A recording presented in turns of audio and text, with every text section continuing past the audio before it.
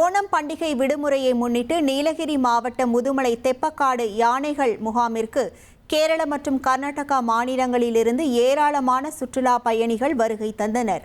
முகாமில் வரிசையாக நின்று கொண்டிருந்த வளர்ப்பு யானைகளை கண்டுகளித்த அவர்கள் பாகன்கள் உணவு வழங்கியதை ஆச்சரியத்தோடும் உற்சாகத்தோடும் கண்டு ரசித்தனர்.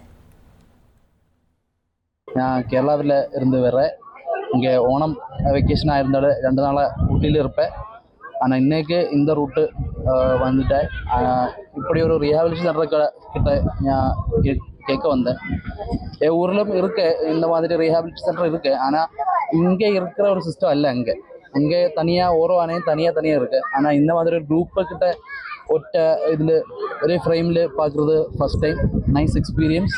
நாங்கள் ஓணம் லீவுக்கு முதுமலைக்கு வந்திருக்கோம். இங்கே எலிஃபெண்ட் ஃபீட் பண்ணுறது, எலிஃபெண்ட் பார்க்க இதெல்லாம் பண்ணாங்க. எலிஃபெண்ட் எங்களுக்கு அதுக்கு எப்படி ஃபீட் பண்ணுவாங்க, என்னென்ன ஃபீட் பண்ணுறதுக்கு தருவாங்க அப்படிலாம் சொன்னாங்க. ஒரு மாதிரி ஜாலியாக போச்சு இன்னைக்கு. இனி செல்லும் இடமெல்லாம் செய்தி. தந்தி டிவியின் வாட்ஸ்அப் சேனலை ஃபாலோ பண்ணினா செல்ல இருக்கும் இடமெல்லாம் செய்தி. இதோ QR கோட் இப்பவே ஸ்கேன் பண்ணுங்க, ஃபாலோ பண்ணுங்க.